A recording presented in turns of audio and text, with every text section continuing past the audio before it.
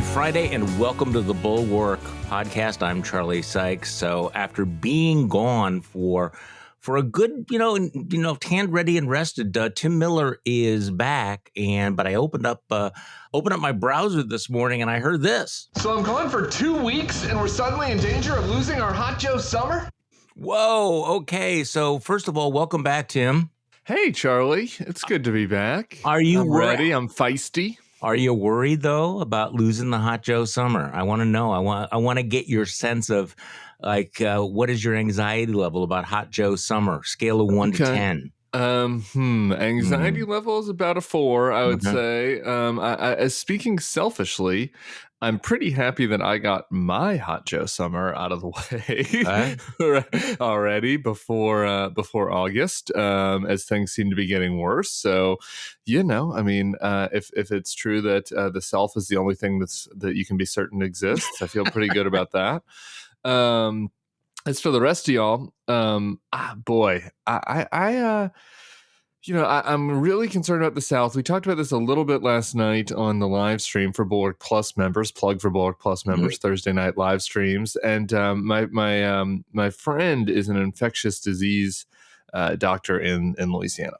And has been, kind of on the inner circle of COVID, of prep down there and deals with a lot of patients with COVID. And we talked earlier this week and man, it's pretty depressing, just as far as how hard it is to break through to people, even people who their loved ones are at higher risk of COVID because they're immunocompromised or the vaccines might not work as well on their loved ones. These are kind of patients he's dealing with. And they're trying to create vaccine bubbles around the patient. And so, you got to talk to the husband or the wife and the, family members and people just don't want to do it.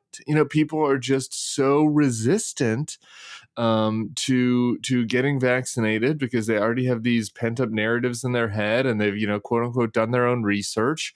And if you just look at the hot zones, obviously there are a couple other groups here. Younger folks are straggling. Communities, marginalized communities, color, particularly urban communities, some of them are struggling. But it's mostly these deep red communities of people who are refusing to get vaccinated.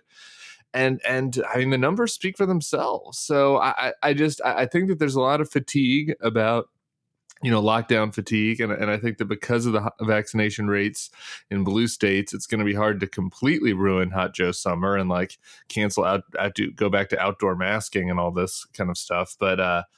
But boy, I don't know. A damper has been put on the Hot Joe summer. There's no doubt about that. See, I just want to make it clear that I'm somewhat anti-mask, but pro-vaccine. I am pro-vaccine, therefore anti-mask, which is not to say that I would not wear the mask. It's just that this is all the vaccines, and you're not my party is back. We had the soundbite from it, and you do put the point the finger at what you describe as the few chuckling chodes and sociopathic sleazes who are spreading lies about the vaccine, and that is a problem. And it's worth noting that we don't have the phrase chuckling chode enough out there. We don't use the word chode enough. I saw, I forget what it was. I saw chode in another context. I was either watching a TV show or reading a book or something. I was reading a lot of, beach reads. I wasn't doing deep research on the virus for everybody while I was on vacation. So, one of my books, somebody called someone a chode. And as soon as I saw the word, I was just you have to use it. Tucker Carlson appears in my mind's eye. And I was we have to do it.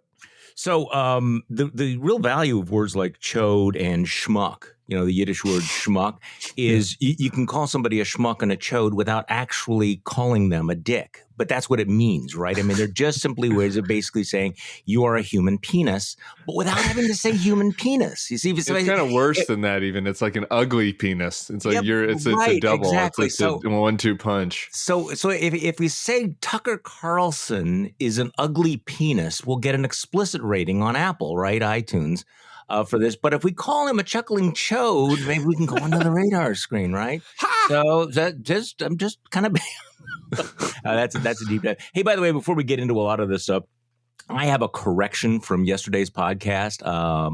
In Fuego podcast with Tom Nichols, and we were talking about Congresswoman Cori Bush, who had like one of the worst sound bites Oh my ever, talking about, she might spend $200,000 on her own personal security. She had one private security, but really in the same breath also says, but we need to defund the police for all you people who do not have private security. In any case, I identified her as a congresswoman from Colorado. In fact, she is a congresswoman from Missouri. So there is a technical term for that. Do you know what the Greek is for this? I do not. Brain fart.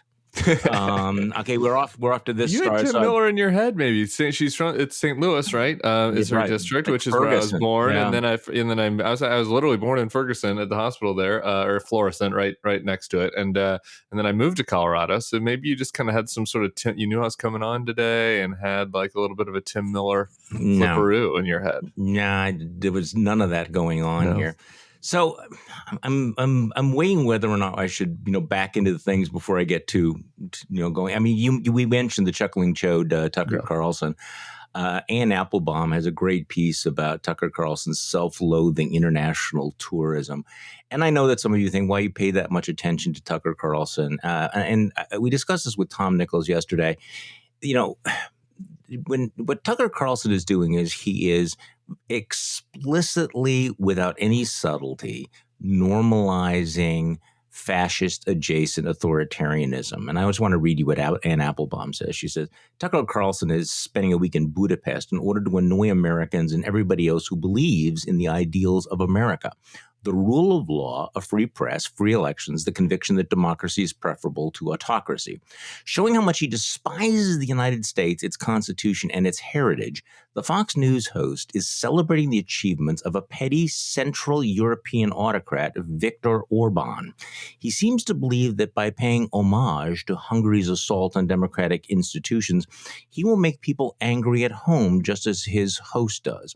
The good thing about Orban, Carlson told a dinner party in Budapest, is that you're truly hated by all the right people. And yes, all the right people includes everyone who still has some faith in the American dream.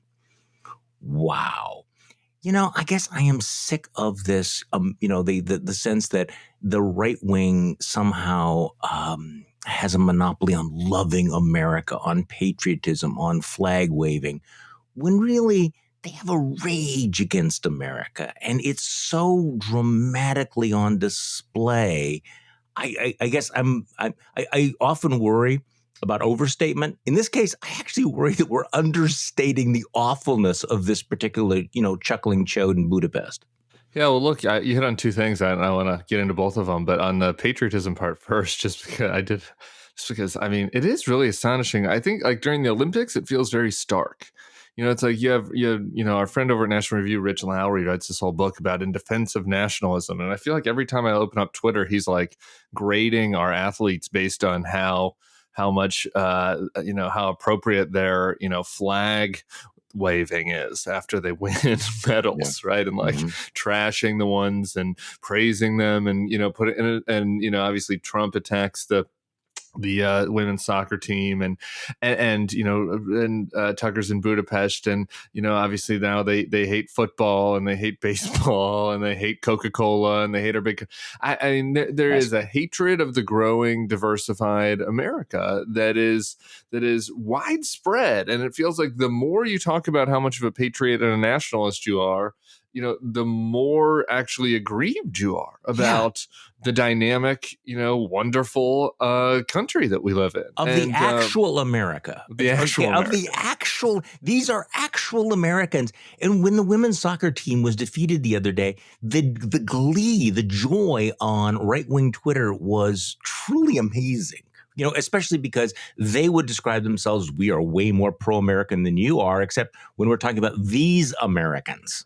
Yeah, it's crazy. Imagine going back, and it's just not that long ago. The John Kerry, the Freedom Fries. Remember all this? Like, what if John Kerry in 2004 had been like, "I'm rooting for the French soccer team because one of the American players, is an evangelical Christian or something." If you do the inverse, I mean, just the widespread mockery. But somehow they get away with this. Like they have this protective bubble around themselves because, they claim, to be such patriots, despite the fact that Kerry was actually a Vietnam veteran and all this. I mean, it's kind of hard to really wrap one's head around, like when you really watch it day in day out for the last 2 weeks, just how deep seated their grievances towards their own country. And I mean, I think that this Hungary thing is right. A prime example of it. One of the things that Tucker is bragging on Orban over is how he has control over his borders and he has control over his culture, right? And I think that is what this is all about, right? Like Tucker does not love the America that is pluralistic and that, as Applebaum said, is the hope of the world and where we can achieve your American dream. Like he loves the blood and soil. I want to go back to 1952 America, and we need to block everyone else out that might even change it one iota. And so Orban is a model for that. But Hungary is very different from the basis of Hungary as a nation is very different from America, right? No kidding. The history of these countries are very different, right? So it isn't analogous, and so it actually shows a loathing of the country. But I do want to talk about Fidesz. Am I saying that right? Fidesz, the Hungarian, Hungarian party that Orban's in, because I know just a little bit about this, because in the late aughts, like early 2010s, Orban was having a lot of Republican political consultants come over, and he was really coming to power then as a sort of center right. Right. At least that's how he's positioning himself, politician, right? And he was pushing back against kind of the far left in Hungary. And, there's this coalition of center right politicians that included like Merkel and Cameron, right? Like extremely, what now you consider very centrist, politicians in Europe and working with kind of ex-Bush officials. And I just think that is an important thing to recognize as far as this slippery slope is concerned. Like Orban very much came in under the mantle of a traditional conservative, and slowly but surely over time, like the frog boiling in water, right? And took over different elements of nationalized the communications companies there, and took over power of the media companies, and then obviously this is tied to traditional conservatism, but the kind of ramped up the anti-trans, anti-homophobia stuff, and then went hardline on the border, and kind of slowly but surely morphed into this the kind of a Trumpian authoritarian figure we see now. And it's usually, it's the inverse where the Europeans are imitating our politics, but it's like the inverse right now. I mean, I think what you're seeing in Orban is about as good of a model as is out there for like the trajectory of the Republican Party. No, exactly. And you can't ignore the fact that you have one of the most influential conservatives in the country who is now praising that model and saying that, this is something clearly, I mean, still the implication is there that somehow that, America should become more like Hungary, which is, by the way, we've had a kind of a big week with this, with the American greatness folks talking about the Salazar option, that American greatness involves being more like what Portugal used to be, really. I mean, it's just kind of absurd. But this is also part of the flip back to the focus on the border, on the danger of immigrants. Have you noticed that this is the new line? You were gone for 2 weeks. The right sort of has been, flailing around. Do we take vaccines seriously? Do we not take vaccines seriously? Do we spread disinformation? Is it no tread on me? They seem to have settled on it's these brown-skinned illegal immigrants who are infected, who are the real danger to public health. Have you noticed this? They are all in now on everything is the fault of the border crisis. It's kind of a return to the playbook that they're very comfortable with. I think of it as kind of a replay of the caravans are coming that we heard back in 2018. But, across the right-wing media and Republican politicians, it's border, border, border. I mean, it is, it's kind of remarkable how fast, even though all you have to do is look at a map of where the hot spots are. And Ron DeSantis is like, he's all in, apex predator mode, Joe Biden, do your job, fix the border.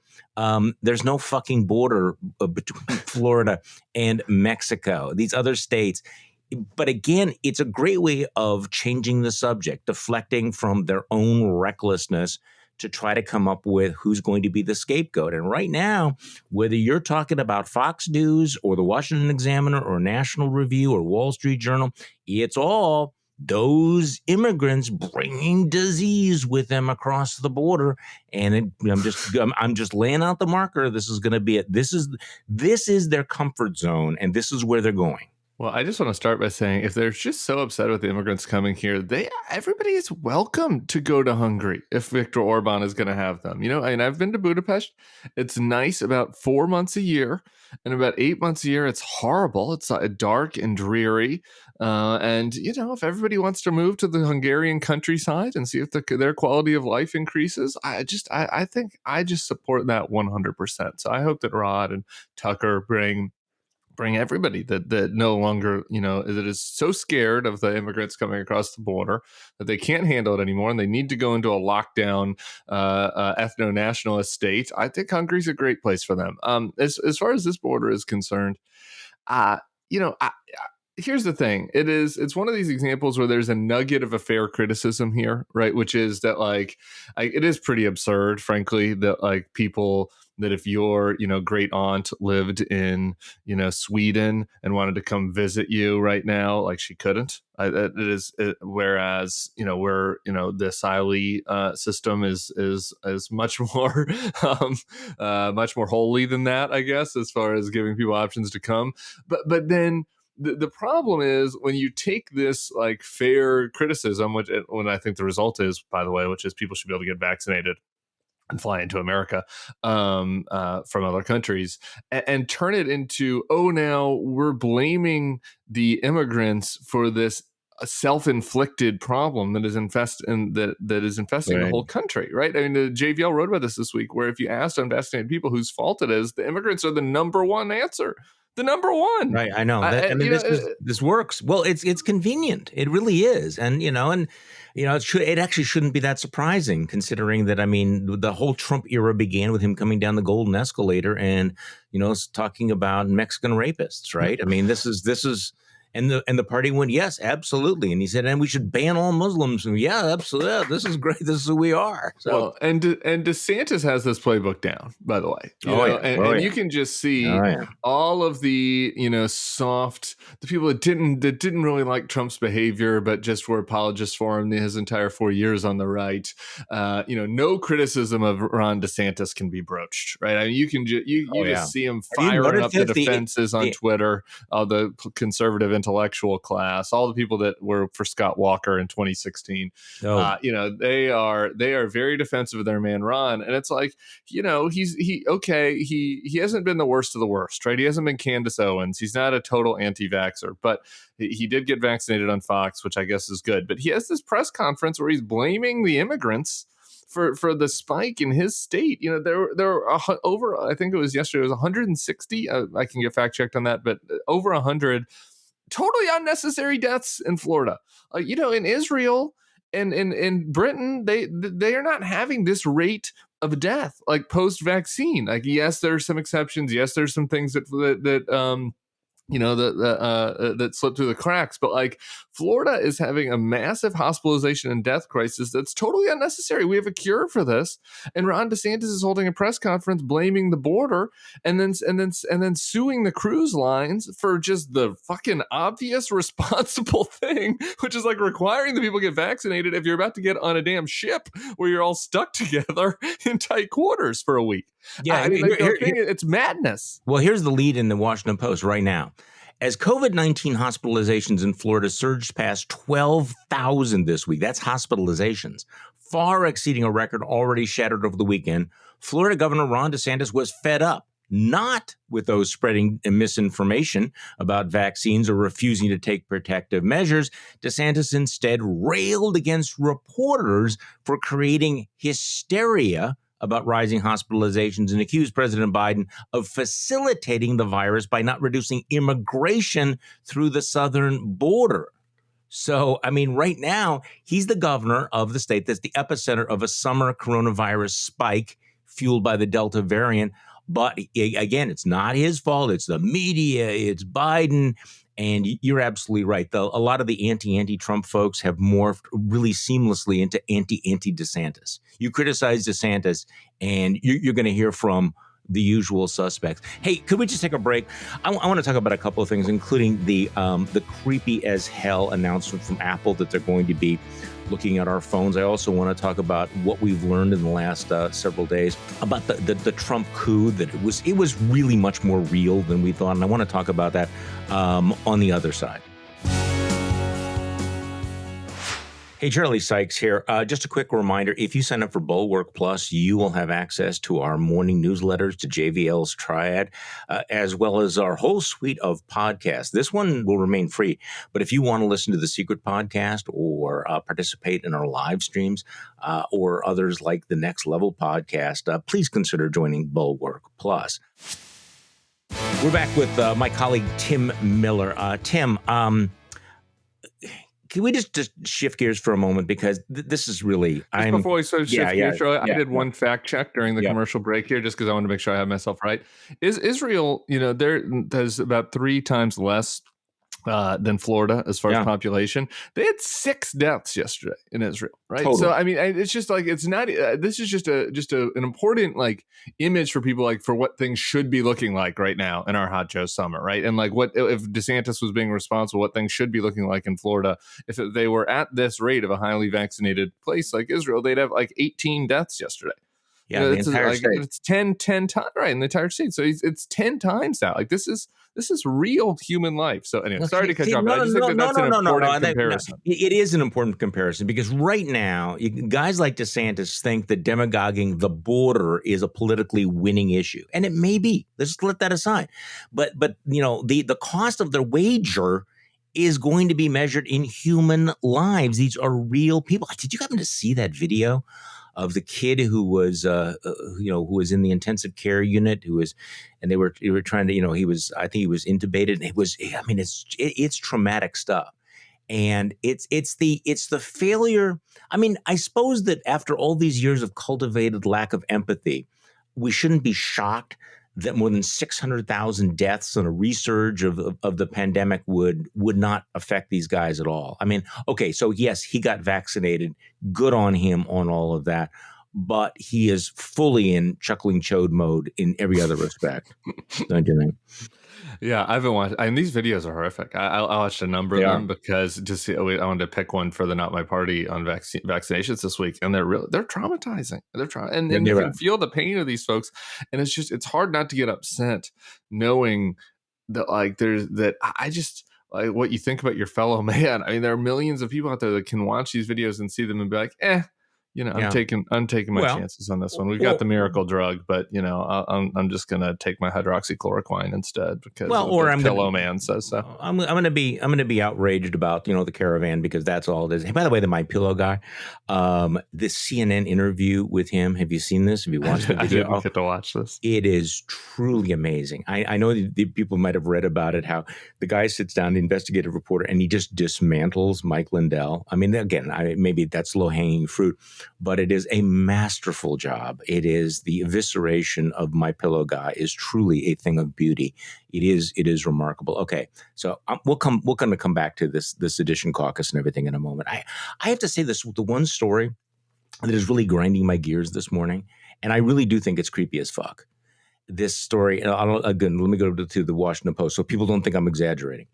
Apple unveiled a sweeping new set of software tools Thursday that will scan iPhones and other devices for child pornography and text messages with explicit content and report users suspected of storing illegal pictures on their phones to authorities. Okay, child pornography is terrible. Anything we can do to fight it, I am completely in favor of that. However, the aggressive plan to thwart child predators and pedophiles and prohibit them from utilizing Apple's services for illegal activity pitted the tech giant against civil liberties activists and appeared to contradict some of its own long-held assertions about privacy and the way the company interacts with law enforcement.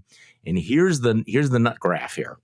The move also raises new questions about the nature of smartphones and who really owns the computers in their pockets.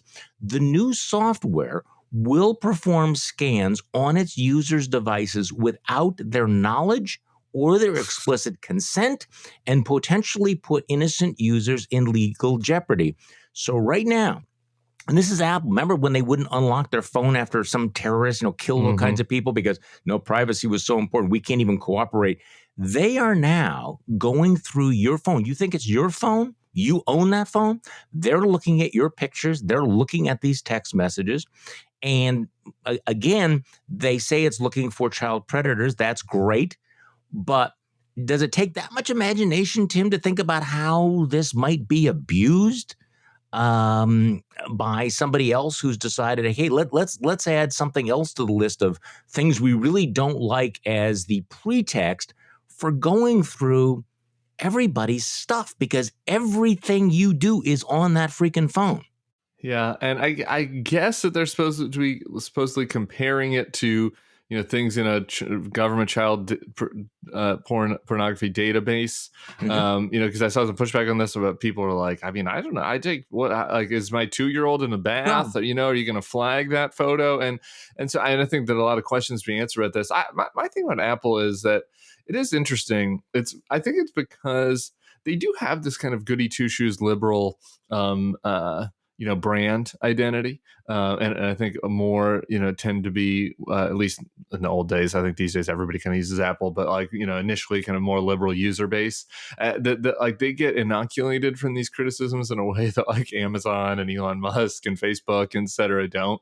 And it's like, Apple's basically evil. This has been a long time pet peeve of mine, and whatever. I don't know what to do about it though. I use an iPhone and I have an iMac, but the combination between this surveillance power and their absolute refusal to, even at all modify their behavior in China. And the fact that a lot of their equipment is built in China and built in regions of China where there are atrocities happening, and their willingness to go along with Xi on the kind of crackdowns on apps and whatnot that are needed in the country. And then when Trump was in power, Cook was buddying up to him and basically let him have free PR about how, remember when he talked about how Apple is going to be building all these plants in America as part of Trump's Made in America plan, which was all bullshit. So, it is alarming. It is. I do feel a little bit helpless on this. And so I kind of try to block it out of my mind, though. What are we going to do about it? Well, I'm not going to do the Benedict option like Rod Dreher and move to Hungary and get rid of all my devices. And Rod Dreher, by the way, the Benedict option apparently includes the Orban option because he's all like fanboy about Tucker Carlson sucking up to Viktor Orban. So, okay, so let's switch back to the sedition caucus for a moment. The publication Just Security has just published a timeline of all the things that Mark Meadows, the deplorable former presidential chief of staff, was engaged in on January 6th. And I know that you've been looking really closely at it. I guess this is just another data point that, I think underlines the fact that the efforts to overturn this election were much more serious than even some of the darker, some of our darker fears were. I mean, Bill Kristol, kept tweeting out, "I'm really alarmed. I'm alarmed. I'm still alarmed." And people went, "Oh, come on, Bill. Come on, Bill." Say that. And now we're finding out that maybe it was even worse than that. So tell me about I have not had a chance to look at this Just Security timeline on Mark Meadows. Yeah, I think it's interesting because Meadows plays the 2-track thing, right? Like he talks to the mainstream reporters, and when he'll talk to, your friends are on the pod, Rucker and Lenig and these folks, and he plays well, I thought Rudy was being a little crazy. He plays that game, right? When he's talking to, people in polite company, while, when he's talking to MAGA world, he got caught obviously last week, pretending like Trump is still having cosplay cabinet meetings. I wonder if they were kind of the Confederate tricorner hats to these meetings. So I think that what Just Security did, which was kind of puncture this, effort by Meadows to do that, and I think really make a very compelling case that he should be compelled to testify under oath. I think they raised the question, which is, a legal question above my pay grade, about whether, possibly even the select committee should let a grand jury or the Department of Justice move first on this because of the, extent of his exposure. But when you lay it all out, I mean, Meadows was very closely working with Giuliani. I had not realized, I guess this had been reported, but Meadows, flew to Georgia and made a surprise visit to the investigator. This is after the election. This is in December, and then arranged the call between Trump and that investigator in Georgia, and then arranged the call between Trump and Raffensperger, the famous call that was leaked. He on January 6th, he was with that just absolute schmuck Kash Patel, who had actually no qualifications besides being a Trump stooge, but kept getting promoted inside the Trump White House to the point where he was the acting defense secretary's acting chief of staff on January 6th, and was kind of plotting closely with them. I think that there were a number of other people that this timeline demonstrated expressed concerns about Meadows' actions, including General Milley and others. And I mean, everyone should just read it all. But there was that one email that was leaked about Meadows being concerned about New Mexico, right? And then he sends it to this Jeffrey Clark fella and Jeffrey Rosen, but Clark is like this random mid-level hack at the Department of Justice that Meadows is trying to then elevate as a potential replacement for Rosen. So there was, you see some of these things get leaked within big stories or in these books that are coming out. But when you put it all together, it's a very damning picture of his actions and how many different routes that they were taking as they were considering their options and keeping Trump in power against the will of the people. And it's just very, when you see it all laid out together in one timeline, and it's something that we all knew, but it's good to have all the facts there that just demonstrates this was a legitimate effort for a sitting president who lost re-election to stay in power again, extra legally. And it's unprecedented in American history. And Meadows was a key cog in that. And he needs to be held accountable for it. A lot of people need to be held accountable. And again, the fact that we're still learning this, or the picture is still coming into focus, underlines again how important I think the January 6th committee is, and how aggressive I hope they are when it comes to when it comes to subpoenas, because I don't think we have the full story yet. I don't think even with all of the journalism, even with everything that we've seen so far, I still think there's a lot of unknown unknowns or known unknowns. I will say, right, I've been pretty encouraged. I've had some conversations with, obviously, friend of the pod, Adam Kinzinger is now on the committee, and some other folks.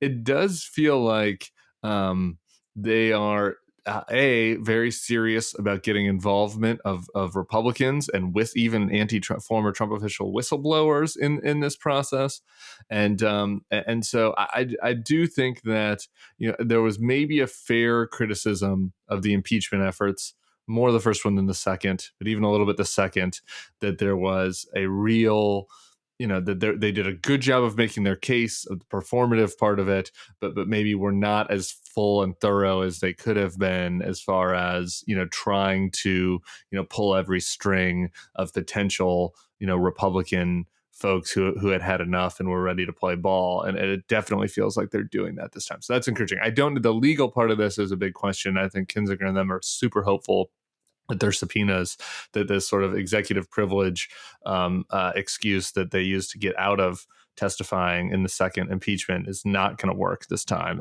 They're optimistic about that, but kind of we'll see when the rubber meets the road.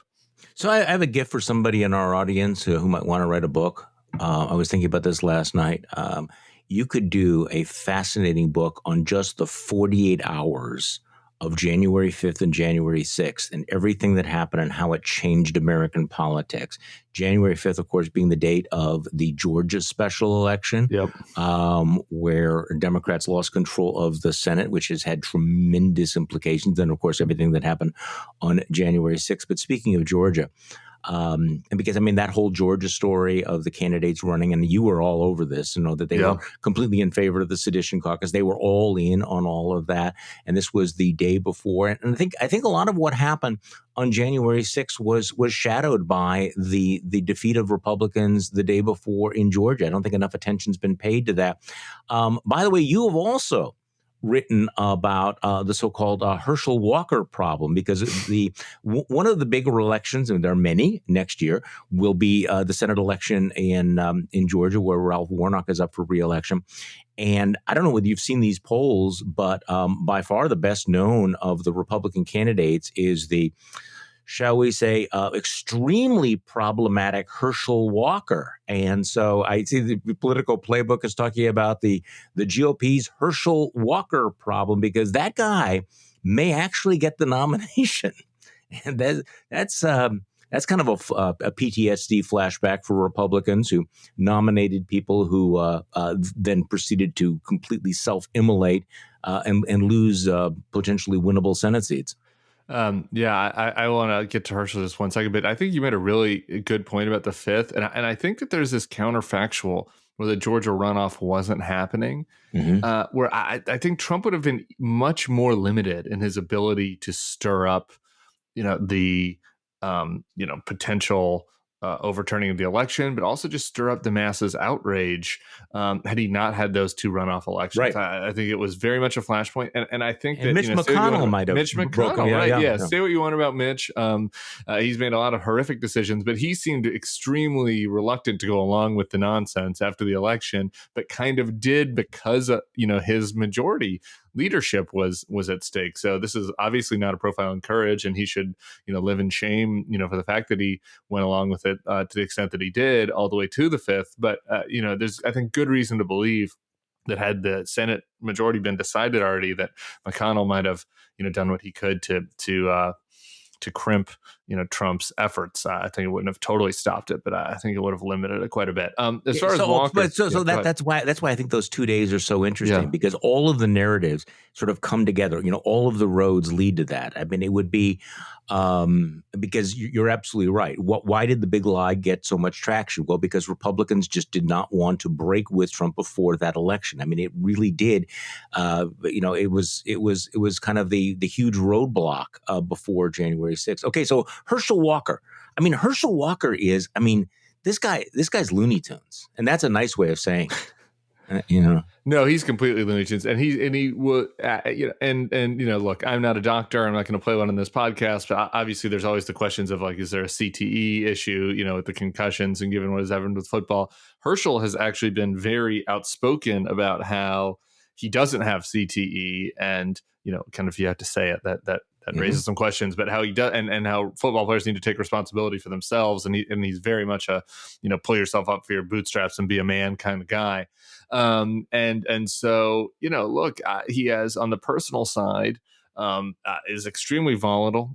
There's stories of how he'd play Russian roulette with people that came to his house, which is you put one bullet in the chamber of a gun, and then you spin it, and then you give the gun to the guest at his home and ask them to shoot him, to pull the trigger, to take your chances. And then the person never did it, obviously. But then Herschel would take the gun from them and say, you're a wimp. I'm going to do it myself, and pull the trigger. I mean, this is traumatizing. He had some spousal abuse issues.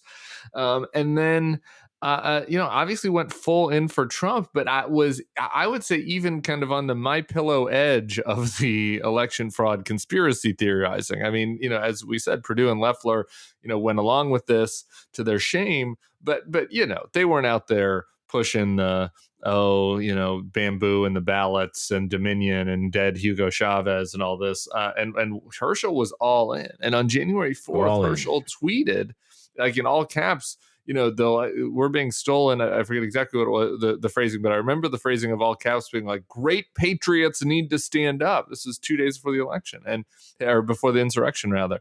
His son is a very interesting character, if you're interested in such things. He's a conservative TikTok star. He's a gay, black, young Zoomer TikToker who kind of does a reverse racism shtick mostly on TikTok. And he on January 6th tweeted that there will be more of this coming, that the elite, that this is the comeuppance of the elites. Walker, his dad, continued to retweet and share his absolutely insane rants.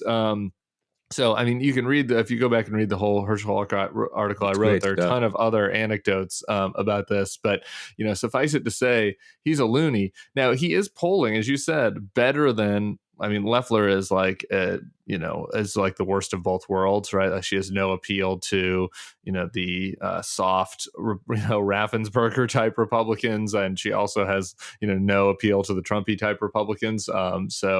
I guess it's not that surprising that she's polling worse than him, but, potentially Walker can, pull off a little bit, a small percentage more of the black vote, potentially more of low info voters who kind of just know him as a football star. I mean, obviously he'll have all this baggage would show up in ads. And the reports are that McConnell is trying to push Walker out of the race in favor of someone else, though, I mean, our record as the GOP establishment on this isn't actually that great. Obviously, a lot of times I think you worry about the worst case scenario, which is Walker gets in and then he wins, which is, in an off year, in a good Republican year, it's very possible. So there's an interesting drama both behind the scenes there with the machinations with the Republican Senate and then just the drama of a potential crazy ass Herschel Walker, Christian Walker campaign.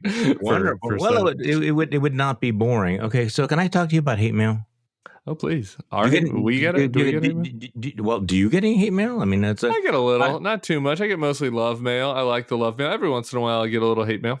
Okay, all right. So I put this in my newsletter. You can actually, read this today. It's actually not hate mail. It's a DM. It's and the reason I posted it was because there's kind of the interesting phenomenon, because you probably remember back in the day, those happy days when we were all looking forward to just going back to having arguments about things like budgets, taxes, and eviction moratoriums, right? Can't we just disagree on these substantive issues? So this week, I think there was a little bit of disagreement on our part about Joe Biden saying that, yeah, it's probably illegal, but we're going to continue this eviction moratorium, right? I mean, it was kind of a disagreement. It's fucking ridiculous. But okay, it is fucking ridiculous. And we said this. Look, I mean, we've spent the last 5 years talking about norms and the rule of law and the Constitution. And they still matter, even though they changed the administration. And I don't know what kind of reaction I noticed. The comments on the live stream last night that most of the progressives seem to understand, or at least respect our dissent from this. Essentially saying we're going to ignore the law and we're going to do this anyway. But okay, I got this DM from a guy, and I wanted to share it. Okay. So it starts out this way: you supported the Iraq War. But you draw the line at saving 3 million people from being evicted. Okay, so that's some really heroic connecting the dots there. Okay, you draw the line at saving 3 million people. I know you've been anti-Trump since the beginning, but you're honestly worse than he is. At least he's honest about how shitty of a human being he is. You pretend to have values and morals, and then you support policies that continue to reinforce economic and racial inequality under the surface. Okay, so this escalated very quickly. So I wrote back to him, yeah, I'm definitely worse than Trump. You got me there. He kept going. Yeah, your snide comment, it was a snide comment, won't overcome the 1 million dead Iraqis, Charlie. Okay, so if you don't support the CDC eviction moratorium, we're back to the 1 million dead. You want to kill Iraqis. Okay, you're a bad person and a worse intellectual. Neoconservatives like yourself delivered us Trump. So yes, you are worse. At least when we fight Trump, we know our enemy. You evil sons of bitches, and that probably includes you, supported invading a country and act like you still have an ounce of moral. Can I just pause here? Because I get this a lot too. Glenn Greenwald also, every time he attacks me, he's like, you were with Bush in the Iraq War. And I'm like, I was 16 when the Iraq War started, okay? Like, I did not support the Iraq War. I never worked for George Bush. I mean, I guess I supported the Iraq War tacitly as like a high high school kid who like thought it was cool, and like, whoops, like that was a big mistake. But I mean, you know, I have a lot of things you can get me for, but they do always come for the Iraq war, which Joe Biden like fucking voted for, by the way. That's You okay. know, I was a teenager. Well, I think you're worse than Trump too. So at least in this guy's okay. So yes, you are worse. At least when we fight Trump, we know our enemy, you evil sons of bitches, supported invading a country and act like you still have an ounce of moral high ground left. If I was you, I would work on shutting the fuck up and using my obscene amount of wealth. Okay, what? To actually fucking help my fellow Americans. I'd also apologize for being a complete shit, but I have a soul, so I don't expect that from you.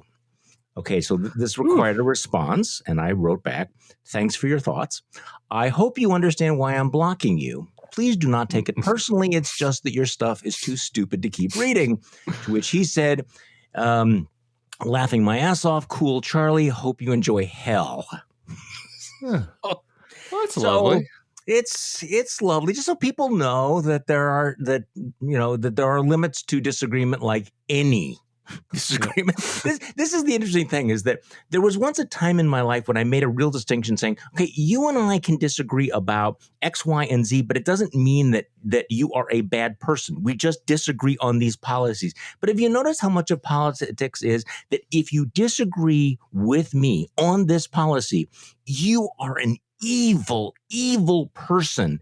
And I think this is kind of the new thing, right? It's just like I am done with you. We're not going to talk about the whether or not we want to have the CDC have the power to shut down the economy every time it thinks, on no statute. The Supreme Court basically told the administration, you cannot do this. Joe Biden's acknowledged that most of the constitutional scholars that he's talked to think that it's illegal. But if you do not take this position, you are like the worst fucking human being on earth. I do think, Charlie, the nice thing about I'm going to be positive here. The nice thing about the Bulwark community is that, like, I do get a lot of mail, and this is not a fish for mail compliments, though I welcome compliments, just like anyone else. But yeah, I do think that because we're able to have these longer, more in-depth conversations, and because people have like chosen to come and take the time to learn our points of view, and that we have lengthy exchanges with readers, and most of the time we reply and hear everybody's point of views, that like you learn that you get this sort of more full and layered view of a human and about their attempts to try to tackle complex issues. And so I think that's why we get frankly less hate mail than at other places. And so what I've tried to do is, when somebody's like, Tim, you're a shit because of the Iraq war, like I just try to block that out. So I'm like, this person, I'm not gonna let this affect me. This person does not know anything about me.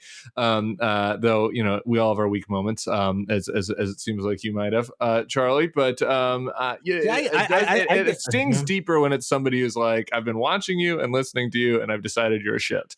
Those are the ones that send me into therapy. Well, I'm in terms of the letters we get, as you know, I put out a newsletter every weekend, usually Sunday morning. I try to get it out Sunday morning, which is the reader feedback, and the vast majority they're of great. They are great, and they're positive. But that's the interesting thing. Now, that's the thing that really strikes me, is how thoughtful our listeners and readers are, and how capable they are of nuance, and they take time to write really substantive responses, unlike the one that I just shared with you on this podcast.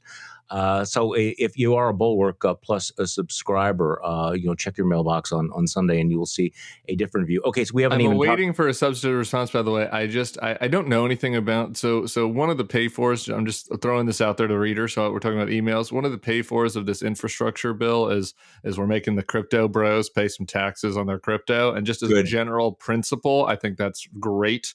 And so I tweeted that, and like I had multiple, while you were getting Iraq war attacks yesterday, my inbox was like from all the crypto bros that are like, oh, you're an idiot, like blah blah blah, sending memes.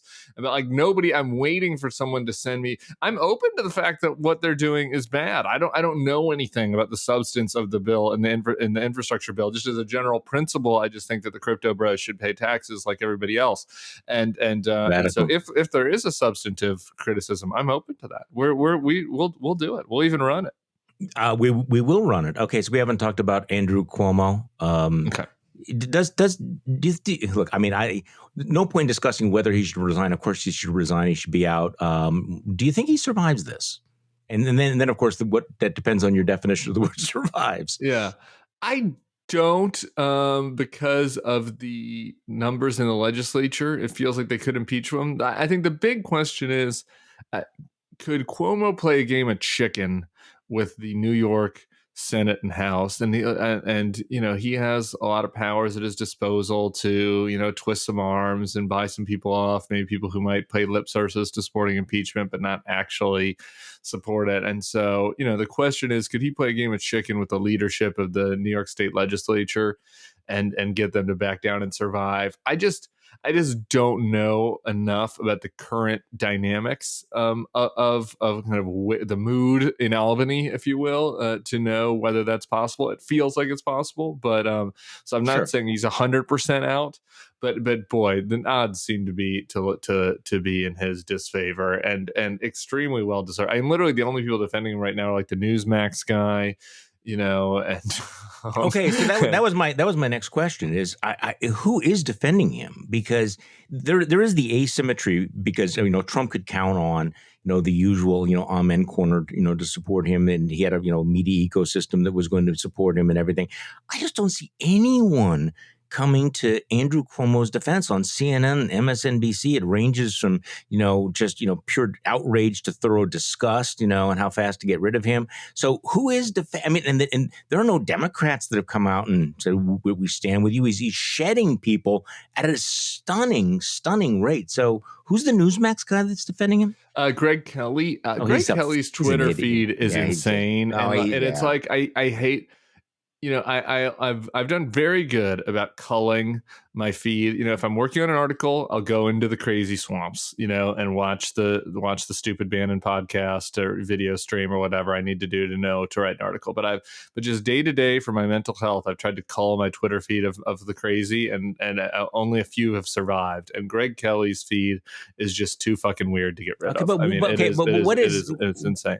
What is the defense? Because every single day it looks like he gets worse. It's not just that he harassed these women, not just that the evidence is pretty strong, but now the reports about the way he tried to retaliate against them, what they did. I mean, this guy is, see, I don't want to call him a chode because he's a complete dick. I mean, he's, The defense basically is that this is like the first sex. This isn't true, but this is what I've seen. Is that this is, these are off the record Cuomo allies being like, this is the first sex scandal in history that didn't involve any sex. And it's not great. And Kelly is obviously, in a traditional Trumpy stooge manner, is attacking the victims and, saying they're making it up and all this stuff for fame and blah, blah, blah. So I don't, there isn't like that much, there isn't a substantive defense. And look, the Democrats ran Franken out on the rail on far less than this. Way less.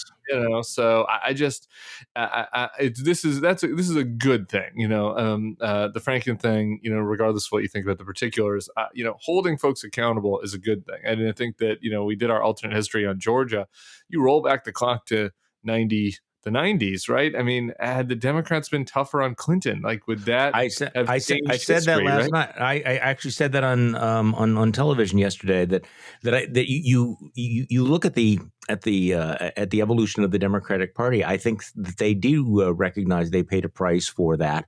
Looking the other way, gathering around. So the rules have changed.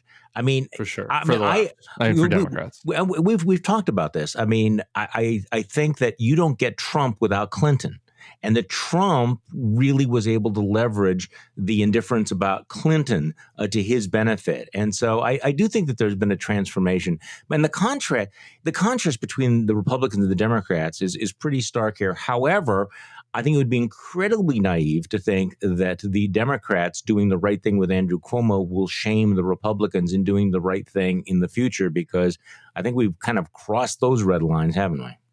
If anything, it's like that. It's like the polarization, right? And the Republicans seem to get worse. I mean, they literally supported a man who admitted to pedophilia in the Alabama Senate race. So no, I don't think. And Gates is still there, and so no. But that doesn't make it. That doesn't make it okay. And the Democrats need to figure out a way to use this to their political advantage. And I think that obviously that the gender gap has widened to the Democrats' benefit, and so I think that there is, in addition to the ethical principle being correct, there's political benefit to being seen as the responsible party. One would think so, or at least at one point that would have been plausible. I kind of wonder whether or not that even applies any longer to our politics. So anyway, happy Friday and welcome back. I'm glad you're back. I hope you were able to salvage some of your Hot Joe summer still, Tim. It was wonderful, and I'm happy to be back. And I'm sure, we'll deal to. It won't be quite as much face licking as I was hoping for, I guess, but it still seems pretty darn good. Hard to complain. I am just going to leave it right there at the face licking because we are not going to go past that at this point. Thank you all for listening to the Bulwark podcast. I'm Charlie Sykes. We will be back on Monday, and we will do this all over again.